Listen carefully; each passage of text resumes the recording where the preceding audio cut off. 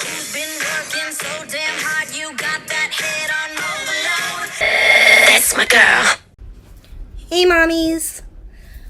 I want to apologize before I start off. I was MIA last week. The kids were sick. It was just a nightmare. Everything was a nightmare. We had like 3 trips to the emergency room. Michael was admitted. It was just, duh.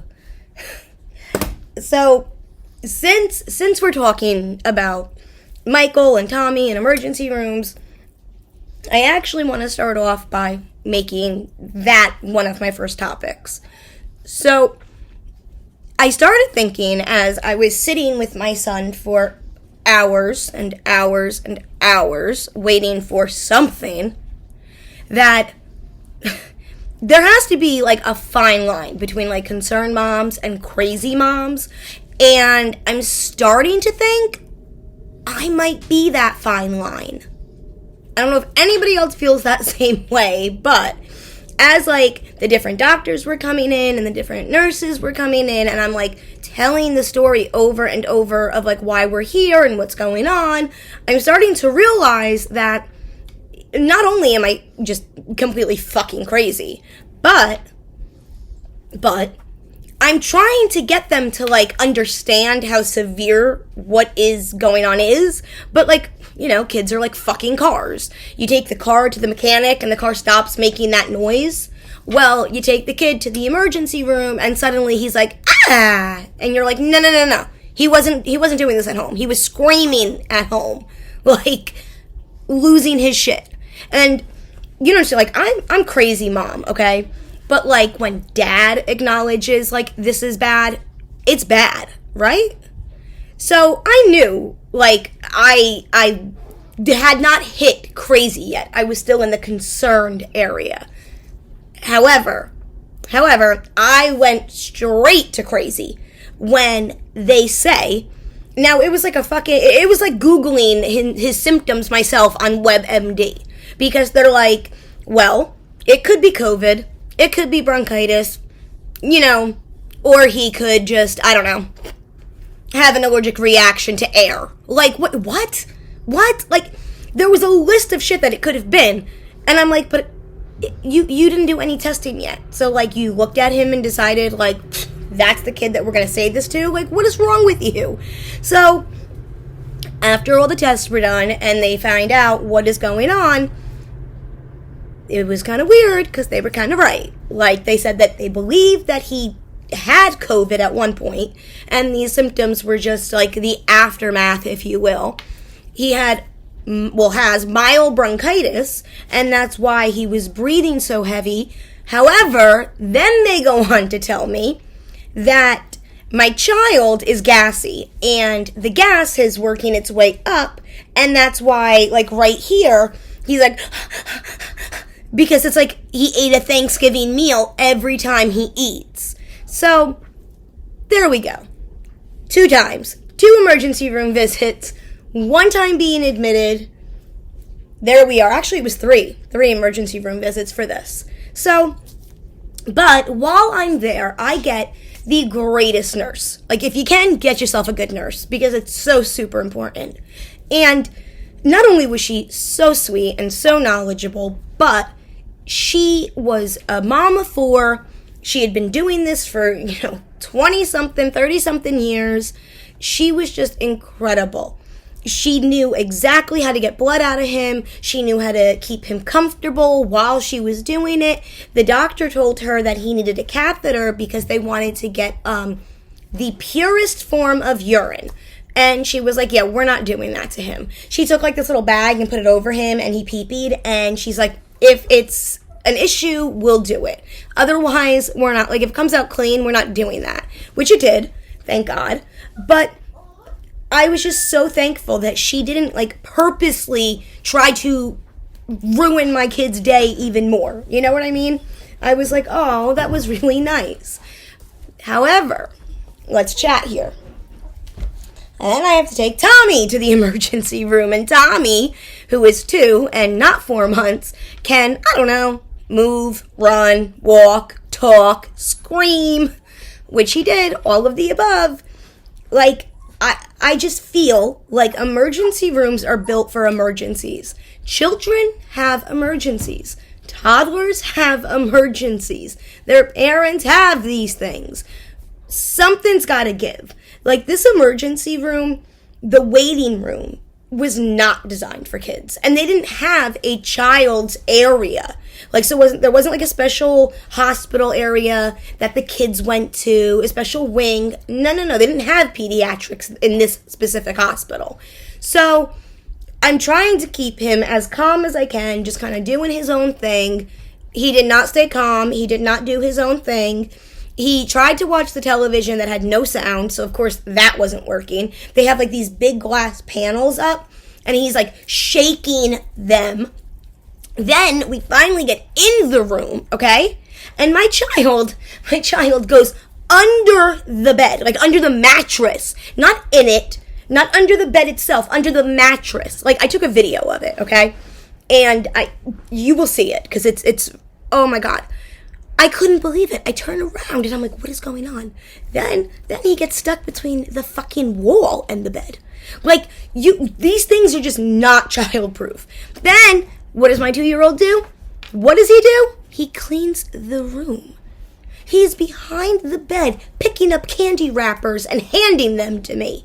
Like, well, you know what, Tommy? That's great, and I'm sure they really appreciate that. Please stop touching garbage. Please, child. So every time he touches something, I'm like wiping him with a wipe. So I officially hit crazy. It happened. I mean, I think I'm just going to start introducing myself that way. Like, hi, I'm Jackie. I'm the crazy mom. How are you? Because this is my life. And I know I'm crazy because earlier today, I thought it would be nice to take Tommy out, right? Like, he had been in the house forever, and I needed to go food shopping, so Michael stayed behind, and I took Tommy. We were gone for maybe an hour, and we get in, everything's going great. We get to the fruits and the vegetables, and I say, I tell Tom, I'm talking to my 2-year-old, okay, and I say, all right, Tommy, Mommy's gonna go find yucca. Here's the thing, I don't know what it looks like at all. My sister-in-law had made a soup that had this in it, and my husband loved it, and he kept talking about it. So I was like, I'm going to buy it, and I'm going to cook it. So I ask somebody for instructions, like, where do I find this? I don't even know what it looks like. They walk me over to it. I'm like, oh, there it is. Like, if I had just opened my eyes, I would have seen it. It was one of those things. Whatever. But I don't know how many to buy, right? I don't know when they're ripe. I don't know any, and apparently it's a root. I didn't know that. So I don't know shit about this. But I grabbed 2 of them, and I'm like, all right, here we go. The woman next to me says, do you know how to make these? And I'm like, oh God, no. I'm just trying something new. And she says, well, I have this great recipe. Why don't I give it to you? And I'm like, well, that's really nice of you. Thank you. I would love that. All right. She gives me a recipe. I'm thinking, oh, that was awesome. Then she does this. On Tuesdays, we have Zoom. And I went, you have Zoom for what? Like recipes? Like what? She goes, oh, no. We have Zoom for people who need the Lord in their lives. And I'm staring at her. And I'm trying not to be the bitch, to be like, listen, lady, I was just looking for yucca. I wasn't looking for, like, Jesus and the fruits and the veggies. It's not what was happening. Like, I have a religion, my kids are baptized, we're good. But I didn't want to be rude, so she tells me this Zoom info, gives me, like, the password, and she's like, I really hope to see you there. God bless you. As a mom, things are difficult. I mean, obviously. And I'm like, obviously? Like, what the fuck is going on that I obviously don't notice that she does, that she knows and believes that I need the Lord and Savior on Tuesday night. But I thank her. I smile. I walk away. I make a couple nasty comments under my breath to my 2-year-old, We go on with our business. Then, of course, we walk by the cookies, and Tommy's like, cookies! Which he didn't say that because he doesn't say, cookies! But that's what I think happened. I may have actually said that. Whatever. Not important. What's important is that the kid got the cookies, okay? I hand him the cookies. All right. Now it's time to check out. He's holding said cookies, okay? Now, they're these little mini cookies, so they're in a little box about yay big, and they're from the bakery section. So they have the barcode, like, on the back of it, like, on the butt of, like, the little cookie thing.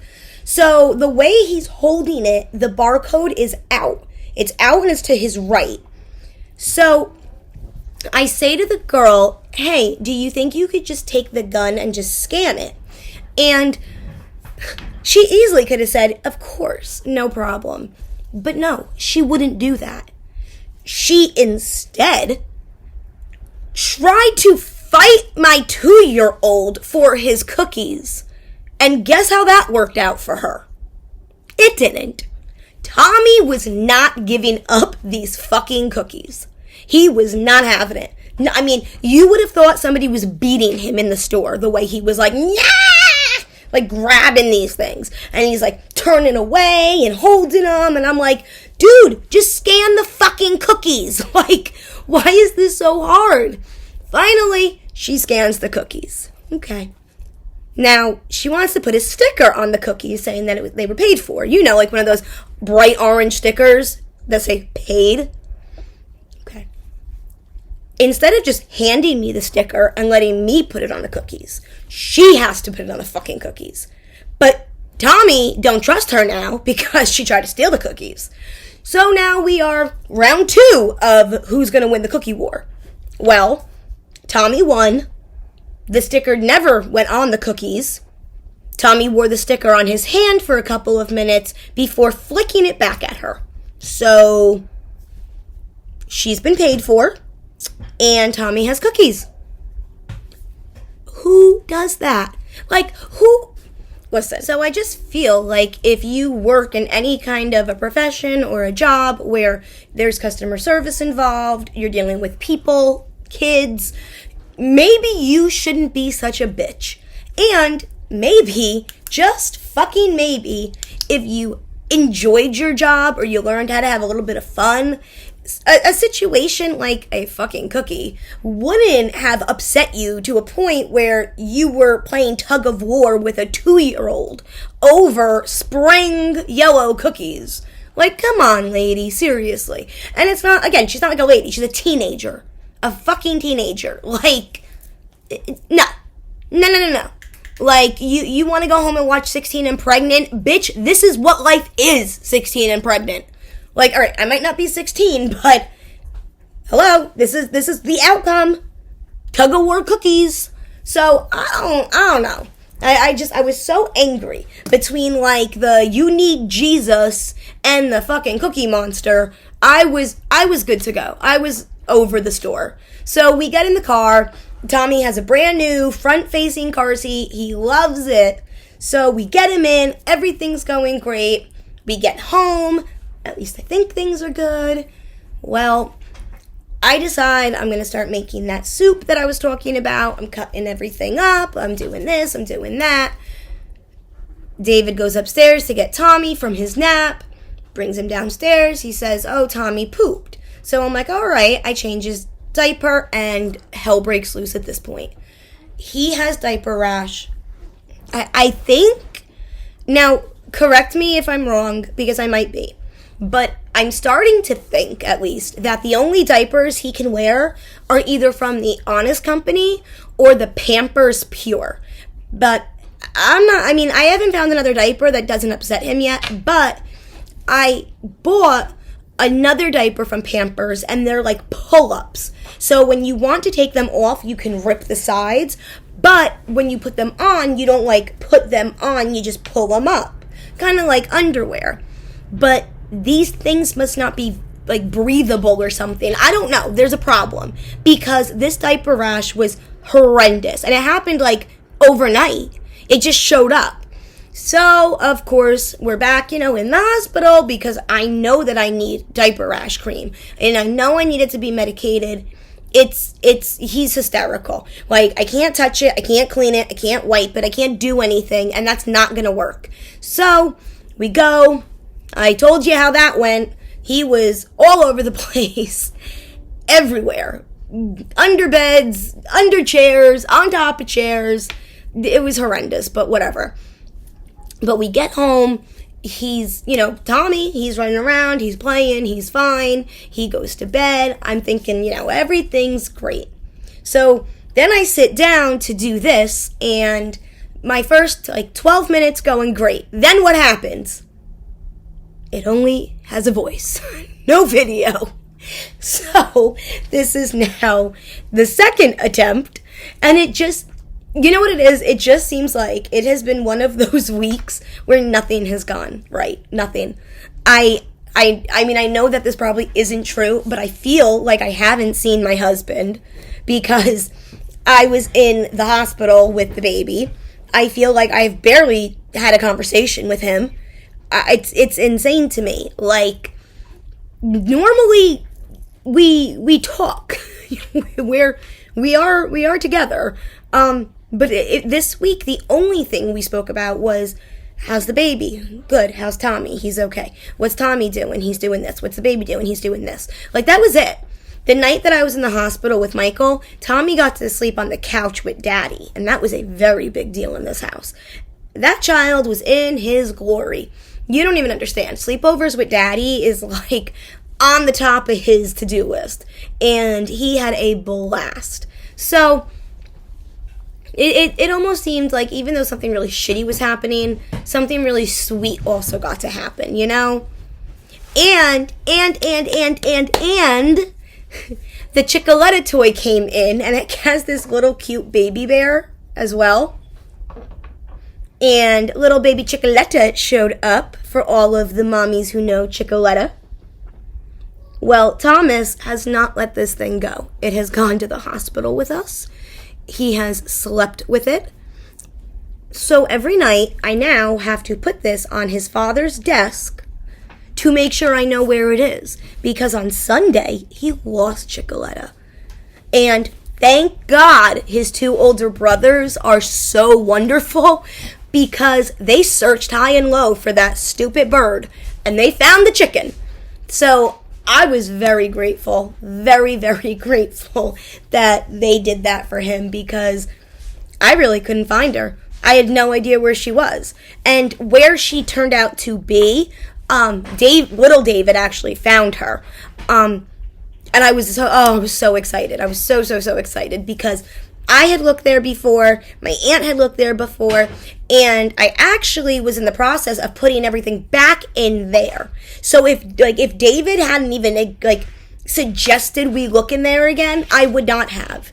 But he did, and I was like, I don't know, maybe I could have missed it. Well, I did, and so did she. But he found it. So I was very happy. I don't understand. I'm sorry. So I was very happy. But I could search the web for it. No, thank you. Alexa apparently wants to join in my podcast. Thanks, bitch. Anyway. Oh, moms. I've had the week. I have had a fucking week. And I don't even know what. I really don't. I had so much I wanted to chat about, talk about, joke about. But it's, at this point, I'm just so thankful that everybody's home and happy and safe and healthy that it's not, I don't know.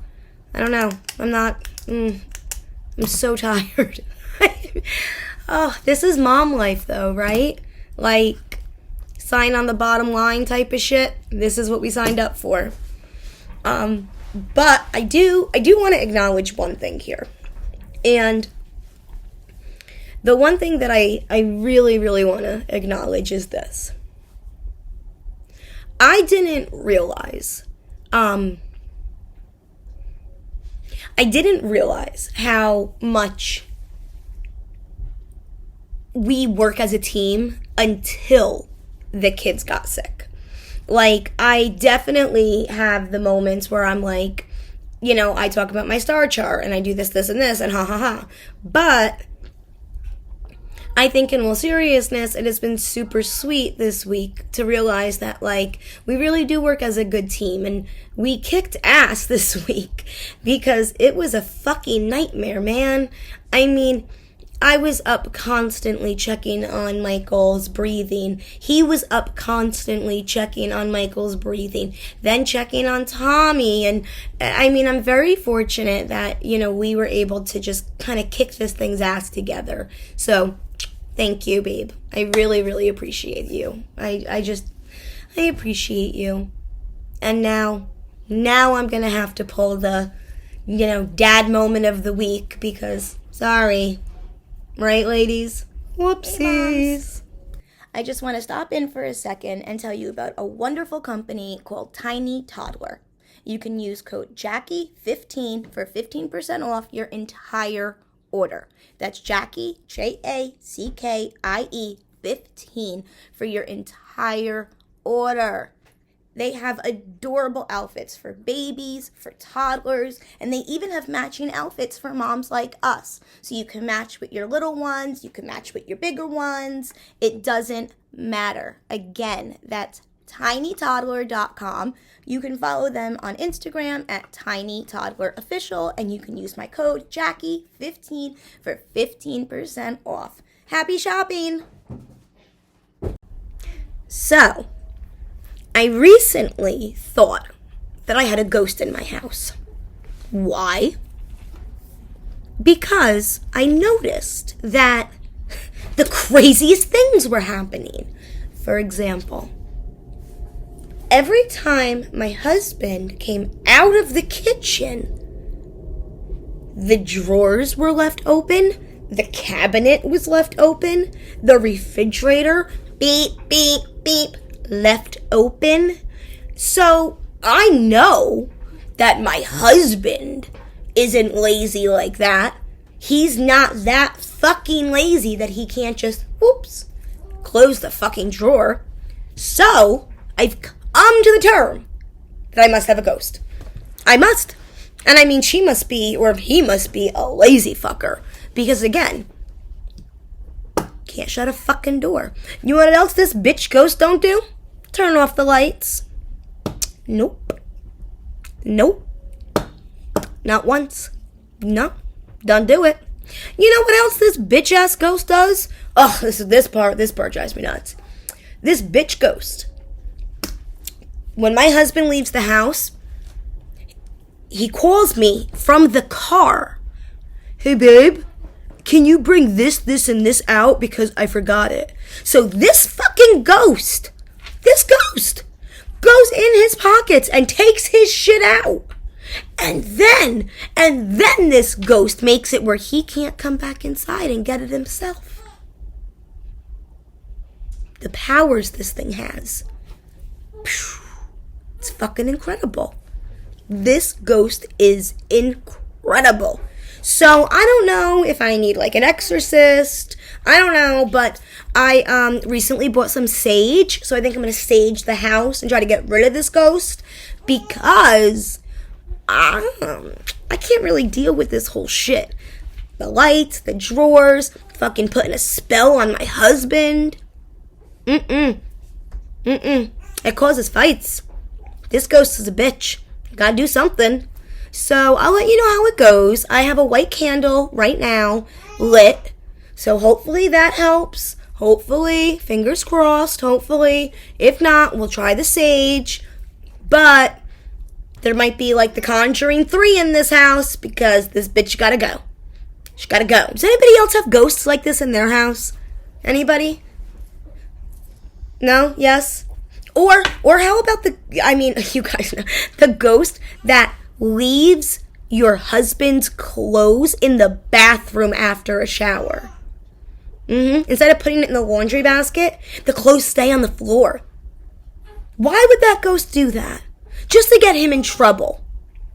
Selfish ghost. Selfish fucking ghost. Leaves the toilet seat up, leaves the lights on, keeps drawers open. Bitch of a ghost. So I'm going to take care of this. I'll let you guys know how it goes. I'll keep you posted on the ghost situation. But this fucking ghost, I'm telling you, she's a fucker. Or he. I'm not sure. But it's badass. I'm done. It's too much. Too much. I can't. And you know what else? You know what else this ghost does? This ghost somehow goes like into my husband's brain, okay? And it makes him say things like, you ready? You don't do a goddamn thing.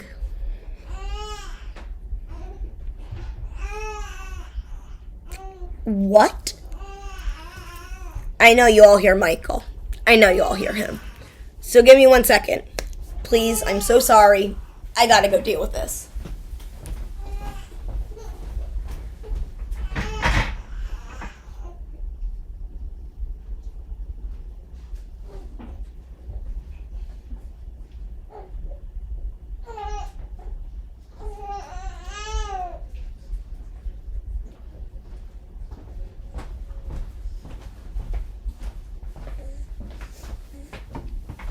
Okay, guys. I'm so sorry. We're back. We are back. Anyway. The ghost. The ghost makes him believe that he deserves a fucking Medal of Honor. Because he, like, I don't know, did anything. Anything, something. He did it. So suddenly he runs shit. Right, puppy? Right. Men, what are you gonna do, right? Right? And it's funny because I don't even get angry anymore. Like, when he walks in and he'll be like, what the fuck did you do all day? I used to want to be like, motherfucker, I did da da da da da. And now I'm just like, you're right, nothing. I'm just a fat, lazy, worthless wife who did absolutely nothing all day. My name is Mud. Like, I don't have time for it anymore. You know what I mean? Like, come on, ladies. Really, come on. Like, the fucking ghost of, like, ex-girlfriend's past is haunting my house with my fucking cabinets and drawers. So, I'm not really sure anybody should be judging what I'm doing all day. But whatever. Oh, puppy. Bobby. So, Michael's eating habits are back to normal, where he's eating 1,000,000 calories a day. I want to be kidding about it, but I'm not. Do you know that this baby gained 3.5 pounds in 2 weeks? Seriously, 3.5 pounds, 14 days. Like, it's a lot. That really, like, they want your baby to gain 0.5 pound a week, okay? He, like, tripled that. I mean, good for him. He was a premature little chicky-legged little imp before that. So he's definitely where he should be now at almost 4 months. So I'm very happy. But it is funny. It really is. He's like a whole new baby, a whole different baby. Right, my lover bugger?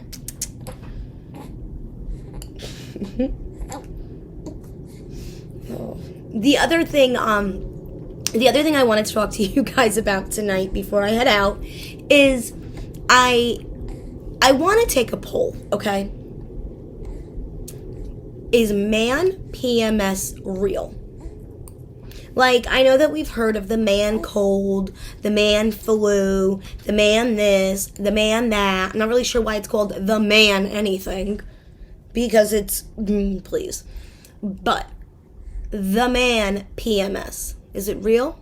Is it fake? What is it? What's the deal? And the reason I ask is strictly because when Like, we don't get anything as women, okay? If you don't feel well, well, then he feels worse. Why? Because if you don't feel well and he feels fine, that means he may have to fucking do something like take care of the kids. And we know that can't happen.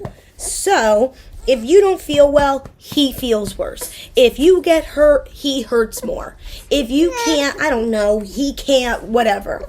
But your period, it's like that should be the one thing that, like, you have. It's fucking yours. Nope.